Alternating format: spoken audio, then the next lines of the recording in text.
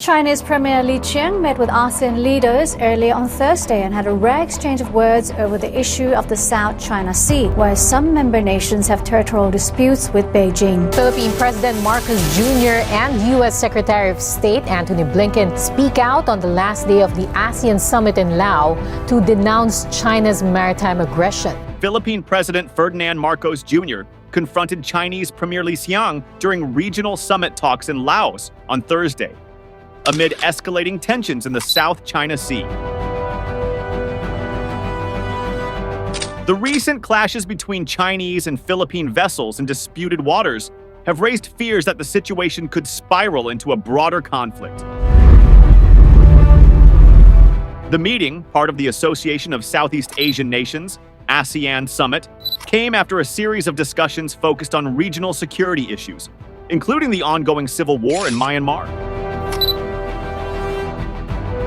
Marcos took the opportunity to highlight the link between political security and economic cooperation, pressing for urgent progress on a long-stalled code of conduct for the South China Sea. Tensions between China and our neighbour the Philippines are reaching boiling point at the ASEAN summit in Laos.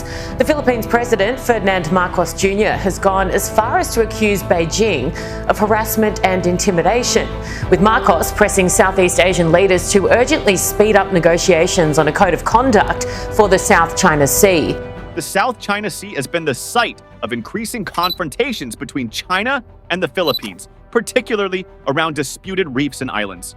The clashes, which have included reports of water cannon usage and boat rammings, are threatening to disrupt regional stability and draw in outside powers, including the United States, which has a defense treaty with the Philippines. Marcos told the summit that ASEAN and China must accelerate negotiations for a maritime code of conduct. The situation in the South China Sea remains tense and unchanged, he said, emphasizing the need for all parties to earnestly manage their differences and reduce tensions through dialogue. The code of conduct was first proposed in 2002, but negotiations only began in earnest in 2017. Progress has been slow, with discussions hampered by disagreements over basic concepts like self-restraint. As I said, this offers of joint exercises, of continued discussions onto how we can keep the South China Sea peaceful and prosperous area of commerce, to maintain the peace, to maintain the freedom of navigation. Some ASEAN countries are also concerned that the final agreement may not be legally binding, limiting its effectiveness in managing disputes. China, which claims sovereignty over nearly all of the South China Sea, has been expanding its presence in the region. Using historical maps, it asserts control over areas that overlap with the exclusive economic zones of several ASEAN countries, including the Philippines, Malaysia, and Vietnam. Beijing has also deployed Coast Guard vessels deep into Southeast Asia, further heightening tensions.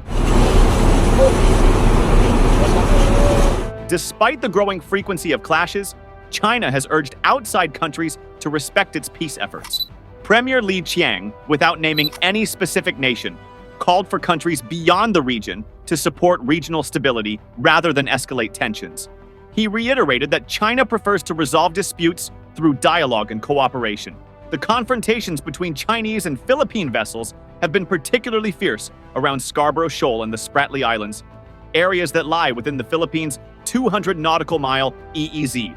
However, China continues to claim sovereignty over these territories, despite a 2016 United Nations Tribunal ruling that rejected Beijing's expansive claims. The clashes have also involved physical confrontations. In recent incidents, Chinese coast guards used water cannons against Filipino personnel, while confrontations between the two sides have led to injuries, including a Filipino sailor losing a finger during a skirmish in June. Both sides have accused each other of illegal territorial intrusions. The escalating tensions have drawn concern from regional leaders. Singapore's Prime Minister Lawrence Wong warned that the South China Sea is a live and immediate issue, with the risk of an accident leading to conflict.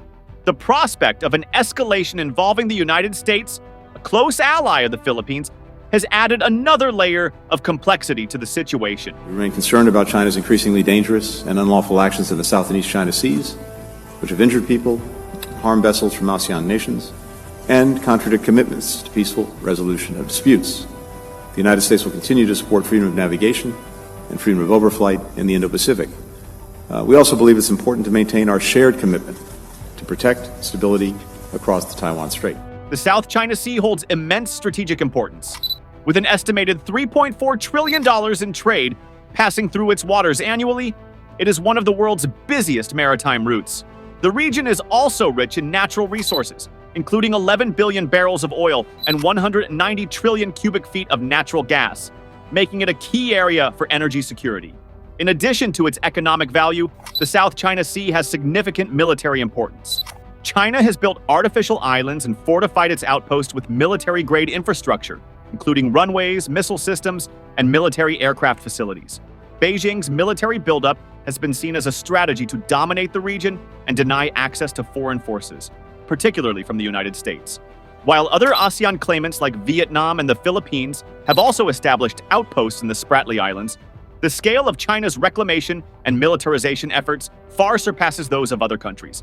Since 2013, China has created over 3,200 acres of new land in the region, reinforcing its territorial claims with military infrastructure. The presence of foreign military forces, especially from the United States, further complicates the situation. Under a 1951 defense treaty, the U.S. is obligated to defend the Philippines in the event of an armed attack, including any actions against its public vessels or Coast Guard personnel in the South China Sea. As the situation escalates, ASEAN leaders have called for restraint and respect for international law. In a draft summit statement, they reiterated their commitment to maintaining peace and stability in the region, while urging all sides to avoid actions that could provoke further conflict. Marcos expressed frustration at the lack of progress in negotiations on the Maritime Code, but ASEAN Secretary General Kao Kim-hoorn remained optimistic, noting that talks were ongoing. "It's not static, it's not at a standstill," he said, pointing to the continued efforts to find a consensus. That's why ASEAN still very much focus on the maintenance of peace, the promotion, the maintenance of peace, stability in this region. So I think it's clear, it has always been on the agenda of ASEAN. That's why we continue to have dialogue and diplomacy. The fact that our leaders, our minister discuss and trying to address these issues mean that we take the issue head on. The Laos summit also touched on other regional issues, including the Myanmar crisis. ASEAN leaders called for an end to violence in Myanmar, which has been gripped by civil war since a 2021 military coup. They supported greater cooperation with neighboring countries and the United Nations to address the crisis and its spillover effects, including narcotics and crime. As ASEAN grapples with its internal and external challenges, the South China Sea remains a flashpoint with the potential to ignite a wider regional conflict. Marcos's call for urgency in resolving the maritime dispute underscores the pressing need for diplomacy and cooperation in a region fraught with tensions. Thank you for tuning into our channel. If you enjoyed the video, please remember to like, share it with your friends, and subscribe to our channel for more in-depth analysis of global issues.